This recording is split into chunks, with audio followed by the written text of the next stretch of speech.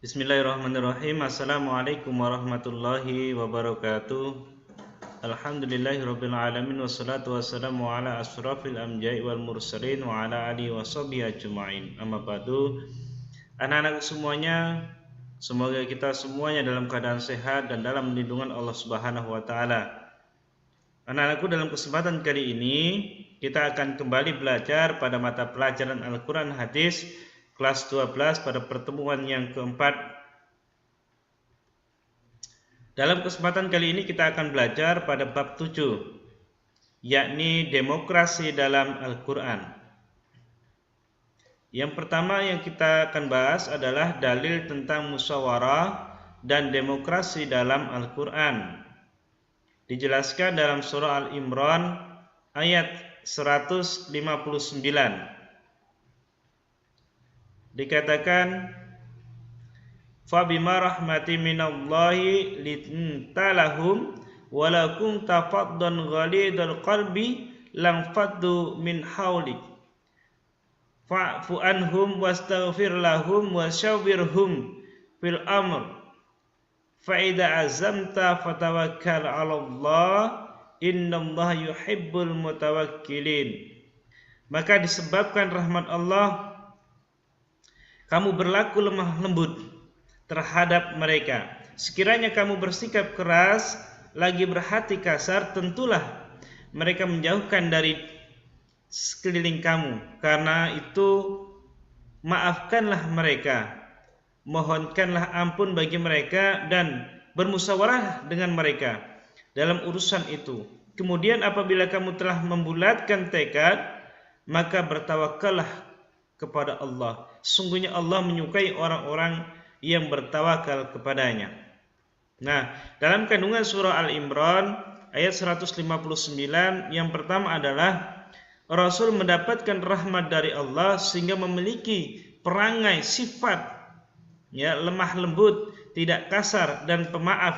Jadi sifat Nabi ini adalah lemah lembut di dalam berdakwah dan juga tidak kasar serta mempunyai sifat pemaaf. Kemudian yang kedua, perintah Allah untuk melaksanakan musyawarah dengan sikap lemah lembut tidak hanya ditunjukkan kepada Nabi tetapi kepada seluruh orang mukmin. Karena dalam dakwah ketika menyampaikan itu dalam keadaan kasar, ketika musyawarah ataupun berdiskusi dalam penyampaiannya yang keras, lagi kasar, maka orang tidak akan menerimanya. Tetapi ketika penyampaian itu lemah lembut, sopan santun, maka orang itu akan menerima dengan baik. Kemudian yang ketiga, setelah kita mufakat, setelah mufakat dicapai dalam sebuah musyawarah, hendaklah kita bertawakal kepada Allah dan bertanggung jawab atas keputusan yang telah disepakati bersama. Kemudian yang selanjutnya dijelaskan dalam surah Asy-Syu'ara ayat 38 yang berbunyi, walladzina istajabu lirabbihim wa aqamus shalah wa amruhum syura bainahum wa mimma razaqnahum yunfikun. Dan bagi orang-orang yang menerima, mematuhi seruan Tuhan dan melaksanakan sholat, sedang urusan mereka diputuskan dengan musyawarah antara mereka, dan mereka menginfakkan sebagian dari rezeki yang kami berikan kepada mereka. Dalam kesimpulan surah Asy-Syu'ara ayat 38 yang pertama adalah ayat ini menyebutkan beberapa ciri orang yang beriman. Di antaranya mematuhi Allah, mendirikan sholat yang diwajibkan atasnya, dan menafkahkan rezeki atau harta yang dimiliki di jalan Allah. Kemudian yang kedua, ayat ini menyebutkan bermusyawarah ketika hendak memutuskan sesuatu masalah merupakan ciri orang beriman. Jadi di dalam memutuskan suatu permasalahan yang menyangkut hajat orang banyak, maka Islam memberikan suatu cara yang terbaik, yakni dengan cara musyawarah, untuk mufakat, untuk kesepakatan bersama, dan untuk kemaslahatan umat bersama. Kemudian yang ketiga, ayat ini juga memerintahkan agar kita selalu berusaha mendirikan sholat dan menginfakkan sebagian rezeki yang kita peroleh sesuai dengan ketentuan Islam, seperti zakat dan sedekah. Jadi kita diwajibkan untuk selalu berusaha, untuk selalu mendirikan sholat dalam keadaan apapun dan dimanapun. Karena sholat itu pada hakikatnya bagi kita orang muslim adalah kewajiban yang tidak bisa diwakilkan. Kewajiban dalam kondisi apapun, baik dalam keadaan sakit, ya, dalam keadaan dimanapun kita berada, sholat tetap wajib. Maka dari itu kita jangan sampai untuk meninggalkan sholat 5 waktu, karena itu merupakan kewajiban bagi kita, pun juga sebagai kebutuhan kita kepada Allah Subhanahu wa taala. Kemudian yang selanjutnya, menginfakkan sebagian rezeki yang kita peroleh. Jadi rezeki itu pada dasarnya Allah lah yang memberikannya. Maka dari itu rezeki agar memang pada hakikatnya itu milik kita, maka kita infakkan. Karena pada dasarnya rezeki yang kita infakkan itu adalah rezeki yang sepenuhnya milik kita dan akan membantu kita pada hari ketika kita sudah tidak ada di dunia. Ya, kemudian setidaknya kita membayar zakat. Bagi kita yang mempunyai harta yang sudah masuk terhadap nisab, maka keluarkan zakatnya. Dan sedekah bagi kita yang mampu, yang mempunyai harta, maka dianjurkan untuk bersedekah. Kemudian dikuatkan dalam dalil tentang musyawarah dan demokrasi dalam Islam. Dikatakan An Aufi bin Malik Rasulullah sallallahu alaihi wasallam qala hiyaratul a'immatikum alladzi tuhibbunahum wa yuhibbunakum wa yusalluna 'alaikum wa tusalluna 'alaihim wa sirru a'immatakum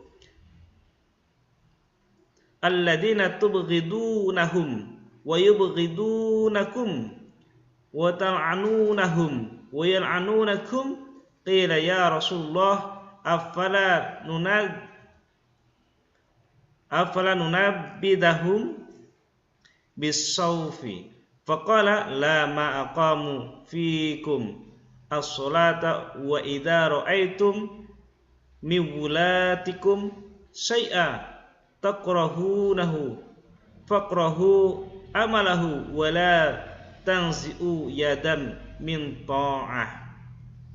Jadi dari Auf bin Malik berkata, saya mendengar Rasulullah SAW bersabda, sebaik-baik pemimpin kalian adalah orang-orang yang kalian mencintai mereka dan mereka mencintai kalian. Kalian mendoakan mereka dan mereka mendoakan kalian. Sedangkan sejelek-jeleknya, seburuk-buruknya pemimpin adalah kalian membenci mereka dan mereka membenci kalian. Kalian mengutuk mereka dan mereka pun mengutuk kalian. Mereka berkata, kemudian kami bertanya, wahai Rasulullah, tidakkah kami memerangi mereka ketika itu? Beliau Rasulullah menjawab, tidak, selagi mereka mendirikan salat bersama kalian. Tidak, selagi mereka mendirikan salat bersama kalian. Dan barang siapa dipimpin oleh seorang pemimpin kemudian dia melihat pemimpinnya bermaksiat kepada Allah, hendaklah ia membenci dari perbuatannya dan janganlah ia melepas dari ketaatan kepadanya. Ati'ullah wa ati'ur rasul wa ulil amri. Jadi ketika kita melihat daripada pemimpin yang melakukan maksiat kepada Allah, maka kita benci terhadap perbuatannya, tidak benci terhadap orangnya. Baik-baik pemimpin itu adalah mereka yang cinta kepada kita dan kita pun cinta kepada mereka. Mereka mendoakan kita, kita pun mendoakan mereka. Begitu juga sebaliknya. Seburuk-buruk pemimpin adalah mereka yang zalim kepada kita dan kita pun mendoakan yang terburuk kepada mereka. Kemudian yang selanjutnya adalah hadis yang diriwayatkan oleh Bukhari, an Abi Hurairah qala bainama Nabi sallallahu alaihi wasallam fa idza duyiat amanatu fantadir sa'ah qala kaifa idha'atuha qala idza wusidal amru ila ghairi ahlihi fantadir sa'ah. Dari Abu Hurairah berkata, maka Nabi SAW bersabda, jika amanat telah disia-siakan, tunggulah saja kehancurannya. Bahkan dalam hadis lain, tunggulah terjadinya hari kiamat. Kemudian sahabat bertanya, bagaimana amanat itu disia-siakan? Kemudian Nabi menjawab, jika urusan diserahkan bukan kepada ahlinya, maka tunggulah kehancurannya. Jika urusan diserahkan bukan kepada ahlinya, maka tunggulah kehancurannya. Ini adalah hadis yang memberitahu secara tegas bahwa ketika memilih pemimpin itu harus sesuai dengan kemampuannya, harus sesuai dengan bidangnya. Ketika kita memilih pekerjaan pun sama, jangan sampai hanya karena dengan popularitasnya, hanya dengan hartanya mereka dijadikan sebagai pemimpin atau dijadikan bagian daripada pekerjaan yang bukan pada ahlinya, karena itu merupakan daripada tanda-tanda hari kiamat.